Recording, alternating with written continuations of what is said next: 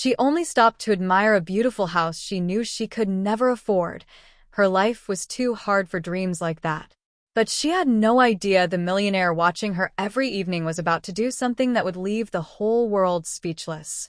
Stay tuned because you're about to watch a beautiful story and find out what happened next. Hello, family. Welcome to Tales Haven. Kindly subscribe to my YouTube channel for more beautiful stories. Thank you as you do so. Sit back, relax as we dive into the story.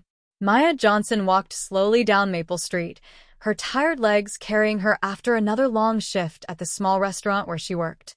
Her uniform smelled faintly of fried food, her hair was tied back loosely, and her old sandals slapped against the pavement with every step. She had only 500 Nigerian nairas left in her pocket, barely enough for transport and a small meal later. But despite the weight of her struggles, she still found a moment of comfort every single day. She stopped in front of that house again. The grand white mansion stood quietly under the evening sunlight, its tall glass windows shining like mirrors. The flowers in the front garden were arranged so neatly, red roses, white lilies, soft purple petals. The green lawn looked like something from a movie. Even the air around the house felt calm. Maya breathed in deeply. For a few seconds, she forgot all the chaos in her life. She stepped closer to the gate and wrapped her fingers around the cold metal bars. Her eyes softened with longing. "I wish one day maybe," she whispered under her breath. She wasn't hoping to own something this big. She knew her reality too well. She could barely afford rent in her tiny, leaking room. She lived from paycheck to paycheck. Sometimes she slept hungry. Sometimes she cried quietly so the neighbors wouldn't hear. But this house felt like a symbol, a reminder that life could be beautiful, even if it wasn't beautiful for her yet. Sometimes she imagined herself sitting under the warm lights in the living room. Sometimes she imagined what peace felt like. Sometimes she imagined a life without fear of landlord knocks, hunger, and unpaid bills. Tonight, she imagined herself standing on the balcony, watching the sunset without worrying about tomorrow. She smiled sadly. "I don't want money. I just want peace," she whispered. But what Maya didn't know was that she was not alone. Upstairs, behind the glass window, Ethan Grant leaned against the balcony rail, watching the same girl he had seen so many times before. He had noticed her weeks ago, a thin girl with soft eyes and a quiet sadness. She always stood outside the gate, never causing trouble, never crossing the line, never coming closer than she should. She simply admired the house, then walked away. Ethan had a busy life, meetings, travels, business deals. He had everything money could buy, yet his heart felt empty. But every time he saw this same girl looking at his home as if it were a sunrise, something inside him paused. Who is she? Why does she look at the house like it's giving her strength? Tonight, the wind blew her hair gently across her face. Her uniform looked worn out. Her shoulders drooped with tiredness, yet her eyes were full of hope and pain mixed together. Ethan couldn't understand why, but he felt himself drawn to her sincerity. Not because she admired his mansion, but because she admired it without greed. She stood there for nearly 2 minutes, taking in the beauty of the house. Then she turned around, adjusted her broken bag strap, and walked away with slow, heavy steps. Ethan continued watching until she disappeared down the street. Something warm, unfamiliar, and unsettling touched his chest. He didn't know her name. He didn't know her story. But he knew one thing. Her soft, silent longing was about to change his life, and hers, in a way neither of them expected. Ethan remained on the balcony for a long moment after Maya disappeared down the street. The image of her tired steps stayed in his mind. He didn't know why he cared, but something about her made his chest tighten in a way he hadn't felt in years. The sky darkened faster than usual that night. Heavy clouds gathered, and soon, the wind picked up. Ethan went inside and closed the balcony door, but he still felt strangely restless. He walked through the quiet mansion, thinking about the girl who looked at his home with hope instead of envy. Is she safe? Did she reach home before the rain starts? Questions he had no reason to ask, yet they wouldn't leave him. Minutes later, thunder rumbled. Then the rain came, First soft, then harsh, then heavy like buckets pouring from the sky. Ethan walked to the living room window and looked outside. What he saw made him inhale sharply. There she was, Maya, standing again near the same gate, but this time, drenched from head to toe. Her umbrella was broken, hanging uselessly in her hand. The tree she stood under barely shielded her from the storm. She hugged herself tightly, shivering, her thin uniform sticking to her skin. Ethan didn't think twice. He grabbed an umbrella from the hallway, opened the front door, and stepped into the rain. As he approached, Maya lifted her head slowly, surprise jumping into her eyes when she saw him coming toward her. "You," she whispered, startled. Her voice trembled, from cold and from shock. Ethan held the umbrella over both of them. "You'll get sick," he said gently. Maya shook her head quickly, stepping back a little. "I'm fine, sir. I didn't mean to stand here. The bus stop is too open. I just needed cover for a moment." Her teeth were chattering, yet she tried to smile. "You can come inside until the rain slows down," Ethan offered in a calm voice. "It's too heavy out here." Maya's eyes widened.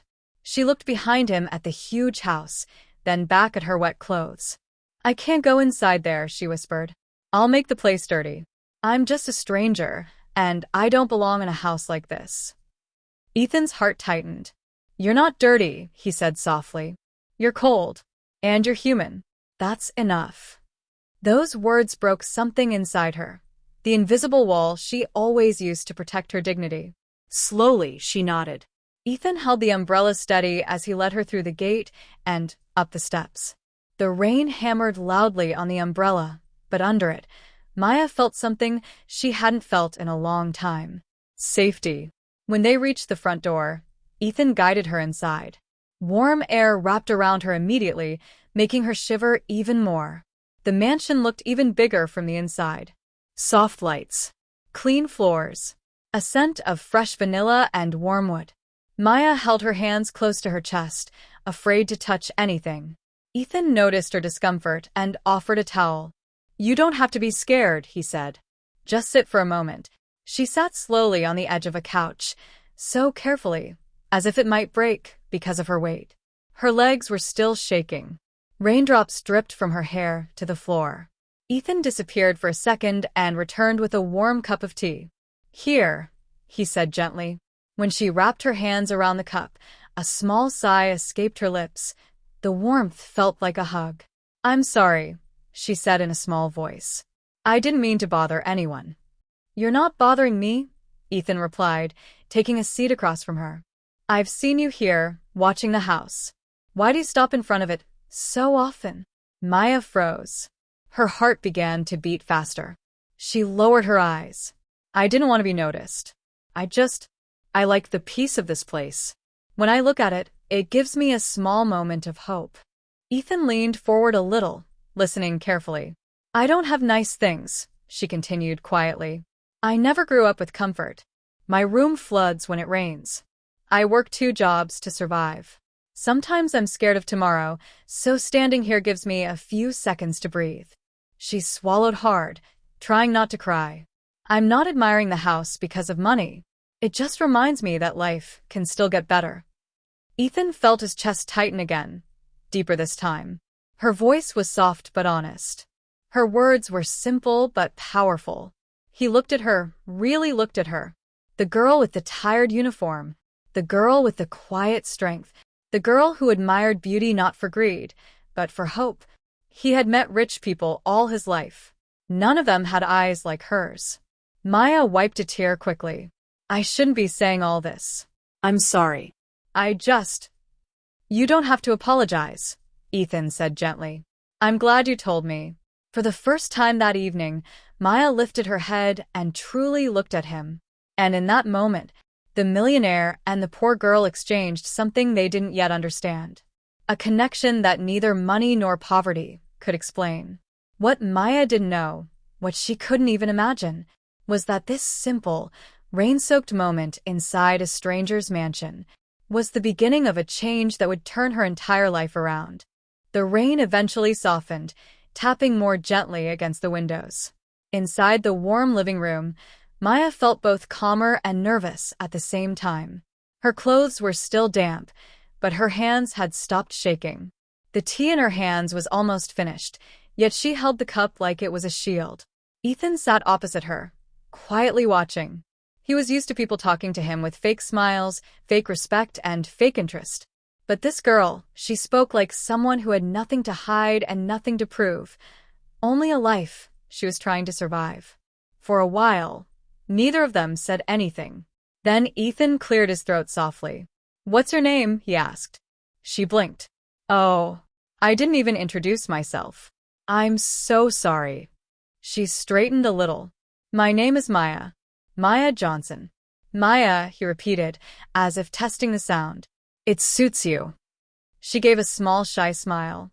"And you're the owner of this house, right?" "Yes," Ethan replied. "My name is Ethan Grant." Her eyes widened slightly. She had heard that name before.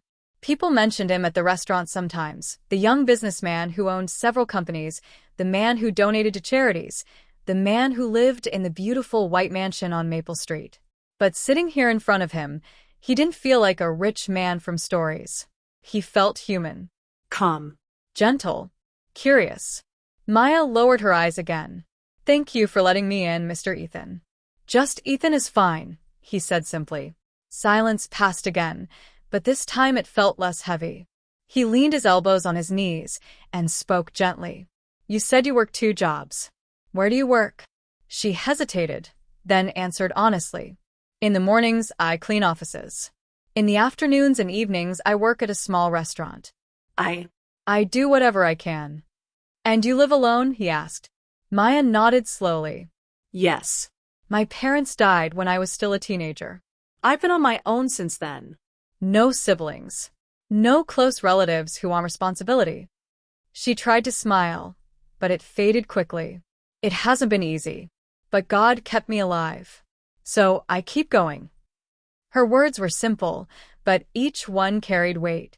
"Where do you stay?" Ethan asked softly. "In a small compound not too far from here," she replied. "The roof leaks when it rains. Sometimes I wake up and my pillow is wet, but the rent is cheap and it's all I can afford." Ethan's jaw tightened slightly. He thought of the guest rooms in his mansion, clean, warm, empty. He thought of the rooms no one had ever used, the beds no one had ever slept in, the blankets that had never been neoed. So much space. So much comfort. So much wasted. And just a few streets away, this girl was sleeping under a leaking roof. "Do you ever rest?" he asked quietly. She looked confused. "Rest?" "Yes," he said. "A day for yourself. No work. No stress. Just rest." Maya gave a small, sad laugh and shook her head. "People like me don't have that kind of luxury. If I rest, I don't eat. If I rest, I don't pay rent. So I just keep going." Something inside Ethan ached. He had spent money on cars, trips, and things he didn't even use twice. But sitting here with Maya made those things feel empty. He studied her quietly, the tired lines under her eyes, the strength in her voice, the way she kept her shoulders straight even when talking about pain. She was poor in possessions, but rich in courage. "Can I ask you something?" Ethan said. She nodded. "What keeps you going?" he asked softly. "What makes you wake up every day and still believe things can get better?" Maya was quiet for a moment. Her eyes moved to the window, watching the rain slowly fade into a light drizzle. "Hope," she said at last. "I don't have much, but I have hope. I tell myself that if I don't give up, maybe one day something will change. Maybe one day I won't be afraid of tomorrow." Her fingers tightened around the warm cup. "And when I pass by your house," she continued, "it reminds me that there's still beauty in the world. Even if it's not mine, I can still look at it. It makes my heart believe that life is bigger than my small room." Ethan felt his throat grow tight. Most people looked at his house and wanted his money, but Maya looked at his house and found courage. "Has anyone ever helped you before?" he asked gently. Maya thought for a moment and then shook her head slowly. "Not really. People are busy with their own problems. I don't blame them. Sometimes they promise to help but forget." Sometimes they look at my clothes and think I'm lazy. They don't know how hard I'm trying. Her voice cracked slightly, but she kept talking. I've learned to depend on myself. It's lonely, but at least I don't get disappointed. Those words cut deep. Ethan realized something at that moment. For a long time, he had been surrounded by people, yet he had felt alone in his own way too. People came to him for business, favors, opportunities, but not for him. He understood loneliness with a full bank account. She understood loneliness with an almost empty pocket. They were from two completely different worlds, but the ache inside them was strangely similar. Ethan took a slow breath. Maya, he said gently, you're stronger than you realize. She shook her head slightly. I don't feel strong. I just feel tired. Strong people often feel tired, Ethan replied. But they keep going. And that's exactly what you're doing. For the first time in a long time, Maya felt truly seen. Not as a poor girl. Not as a customer. Not as a worker. But as a person. Thank you for listening to me, she whispered. Usually when I talk about my life, people change the topic. It makes them uncomfortable. But you're actually listening. That's because what you're saying matters, Ethan said. Their eyes met for a moment, and something warm passed between them. Quiet, gentle, and real. Outside, the rain finally slowed to a soft drizzle. Maya glanced at the clock on the wall and gasped softly. Oh no, that's getting late. I still need to catch the last bus. You can't go out with wet clothes, Ethan said quickly. Wait here. He stood up and disappeared down the hallway. Maya sat there, confused, biting her lower lip. Within a few minutes, Ethan returned with a clean, soft jacket and a small folded towel. I had the driver bring one of the unused jackets from the guest room, he said. You can use it so you don't catch a cold. And this will help dry your hair. Maya stared at the jacket, as if it were made of gold. I can't wear this, she protested. It looks expensive. What if I stain it? It's just a jacket, Maya, he said with a small smile. Your health is more important than clothes. After a bit more hesitation, she accepted it. The moment she slipped it over her shoulders, she felt warm, not just physically, but emotionally. No one had ever cared this much about her comfort. When she was ready to leave, Ethan walked her to the door. Do you usually come by this street after work? He asked. Yes, she replied. This way is longer, but I like passing here. It calms me. He nodded thoughtfully. Then, if you don't mind, Ethan said carefully, you can always stop by when you need a place to rest a bit. A drink. A warm seat. You don't have to stay outside the gate anymore. Maya blinked. She wasn't sure she heard him right. You mean? I can come inside, she asked, shocked. Yes, he said simply. If you feel comfortable. No pressure. Just know that the door is open. Her heart swelled. No one had ever opened a door like this for her, not just a physical door, but a door of kindness. Thank you, she whispered, her voice soft and thick with emotion. I don't know why you're being so kind to me, but thank you. Ethan looked at her with a gentle seriousness. Maybe, he said quietly, it's because someone finally reminded me what kindness is supposed to look like. Maya left the mansion that night with lighter steps. The jacket around her shoulders felt like more than fabric, it felt like hope wrapped in cloth. And as Ethan watched her walk away from the doorway, one thought stayed firmly in his mind. This girl, with nothing but a soft smile and a strong heart, had just walked into his life. And he had no idea yet how far he was willing to go to change hers. For the next week, something changed quietly in both Maya and Ethan's lives. Every evening after work, Maya walked past the mansion again. But this time, she didn't hesitate at the gate. Ethan always noticed her from the window, stepped out with a soft smile, and invited her inside. They talked. About life. About struggles. About dreams. About things Maya never had the chance to share with anyone. And each day, Ethan learned something new about her. Something beautiful. Something strong. Something gentle. He noticed the way her eyes lit up when she talked about hope. He noticed how she smiled even when her life was hard. He noticed her courage, her honesty, her simplicity. And the more he listened, the more he felt something growing inside him. something warm and unfamiliar. He cared.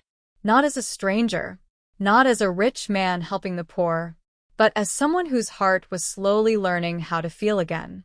Maya, on her side, felt safe with Ethan in a way she had never felt with anyone. He didn't look down on her. He didn't judge her clothes or her small dreams. He never made her feel unworthy. He listened like her voice mattered. Yet, even with all the kindness, Maya never asked him for anything.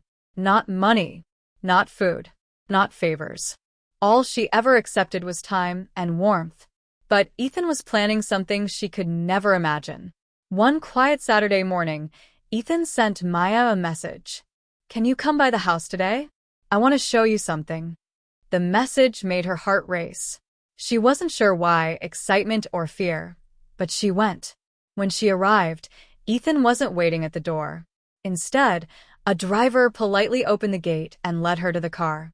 "Ethan asked me to bring you," the driver said with a gentle smile. Maya sat inside, confused. "Where are we going?" she asked. "You'll see," the driver replied.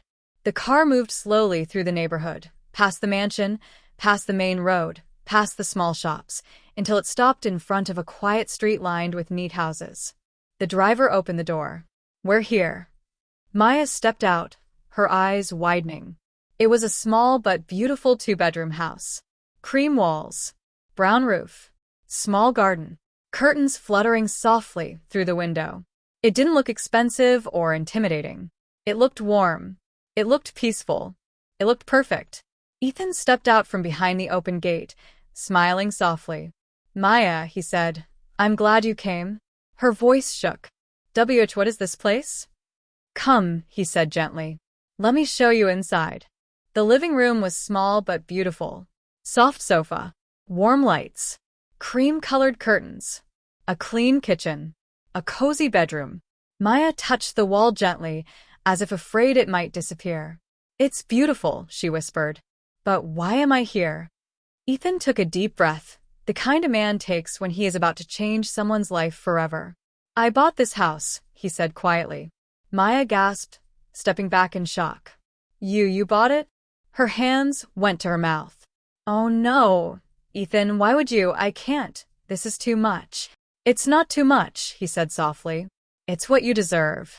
Tears filled her eyes immediately. "No," she whispered.